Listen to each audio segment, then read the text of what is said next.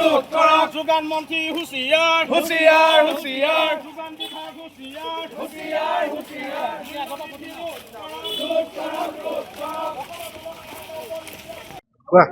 সদৌ অসম ছাত্ৰ সন্থাৰ আহ্বান মৰ্মে প্ৰতিখন জিলা সদৰত আজি বিক্ষোভ কাৰ্যসূচী ৰূপায়ণ কৰা হৈছে।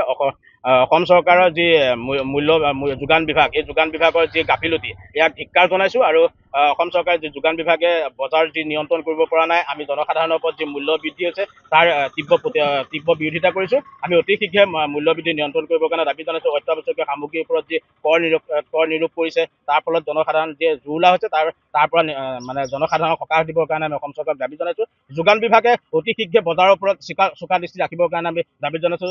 যি মূল্য বৃদ্ধি উচলাই লৈ পেলাই যি বেপাৰীসকলে যি দাম বৃদ্ধি কৰিছে, ইয়াক অতি শীঘ্ৰে নিৰ্মূল কৰিবৰ কাৰণে আমি দাবী জনাইছোঁ। আৰু অসম চৰকাৰে যদি এই মূল্য বৃদ্ধি নিয়ন্ত্ৰণ নকৰে, তেনেহ'লে সদৌ অসম ছাত্ৰ সন্থাই এনেধৰণৰ কাৰ্যসূচী ৰাইজক লগত লৈ তীব্ৰ আন্দোলন কাৰ্যসূচী গঢ়ি তুলিব। আৰু অসম চৰকাৰ অতি শীঘ্ৰে আমি জনসংখ্যাৰ ওপৰত যি মূল্য বৃদ্ধি আছে নিৰূপণ কৰিবৰ কাৰণে আমি দাবী জনাইছোঁ। আৰু যিটো অসমত 15 বছৰ অত্যাৱশ্যকীয় সামগ্ৰীৰ মূল্য বৃদ্ধি, জীৱনদায়িনী ঔষধকে ধৰি ইন্ধনজাত সামগ্ৰীৰ মূল্য বৃদ্ধিৰ প্ৰতিবাদত আজি সদৌ অসম ছাত্ৰ সন্থাৰ আহ্বানত সমগ্ৰ অসমৰ জিলা সদৰৰ লগতে সদৌ হোজাই জিলা ছাত্ৰ সন্থাই আজি তীব্ৰ প্ৰতিবাদ সাব্যস্ত কৰিছে।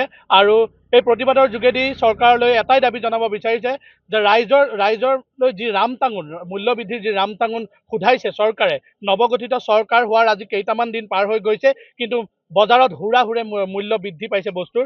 গতিকে এই ৰামটাঙোন আমি কেতিয়াও সহ্য নকৰোঁ। এই মূল্য নিয়ন্ত্ৰণ নকৰালৈকে চৰকাৰৰ ওপৰত আমাৰ তীব্ৰ হেঁচা থাকিব, তীব্ৰ প্ৰতিবাদ হ'ব, ইয়াতকৈ অধিক তীব্ৰতৰভাৱে প্ৰতিবাদ হ'ব। আৰু চৰকাৰে বাৰে বাৰে এটা কথা কৈছে যে ইৰাণ আৰু আমেৰিকা যুক্তৰাষ্ট্ৰৰ যি যুদ্ধৰ ফলত হৰমুজ প্ৰণালী বন্ধ কৰি দিয়াৰ ফলত ইন্ধনজাত সামগ্ৰীৰ মূল্য বাঢ়িছে বা এনেধৰণৰ যি কথাবোৰ চালে বেৰে কোবাই কথা কৈ আছে। কিন্তু হৰমুজ প্ৰণালী যদি বন্ধ হৈছে, হৰমুজ প্ৰণালী বন্ধ হোৱাৰ ফলত যদি দাম বাঢ়িছে, 5খন ৰাজ্যত যেতিয়া নিৰ্বাচন অনুষ্ঠিত হৈ আছিল, সেই সময়ত কিন্তু বজাৰত দাম বৃদ্ধি হোৱা নাছিল। কিন্তু যেতিয়াই 5খন ৰাজ্যৰ নিৰ্বাচন শেষ হ'ল, সেই নিৰ্বাচন শেষ হোৱাৰ পাছতেই বজাৰত হুৰে মূল্য বৃদ্ধি হ'বলৈ ধৰিলে।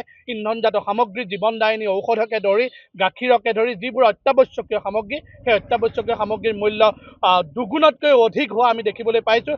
আৰু এই প্ৰতিবাদৰ যোগেদি আমি অসম চৰকাৰক সকীয়াই দিছোঁ যে এই মূল্য বৃদ্ধি নিয়ন্ত্ৰণ নকৰালৈকে ৰাইজৰ ওপৰত যি ৰামটাঙোন সোধাইছে তেখেতসকলে, ইয়াৰ ফলত তেখেতসকলে যদি ইয়াৰ ওপৰত ব্যৱস্থা গ্ৰহণ নকৰে, ইয়াতকৈ অধিক তীব্ৰতৰ আন্দোলন গঢ়ি তুলিব সদৌ অসম ছাত্ৰ সন্থাই। আৰু সদৌ হোজাই জিলা ছাত্ৰ সন্থায়ো জিলা প্ৰশাসন তথা চৰকাৰক আমি তীব্ৰ ভাষাৰে দাবী জনাইছোঁ, এই প্ৰতিবাদৰ জৰিয়তে দাবী জনাইছোঁ যে মূল্য বৃদ্ধি নিয়ন্ত্ৰণ নকৰালৈকে আমাৰ এই প্ৰতিবাদ ক্ষান্ত নহয়।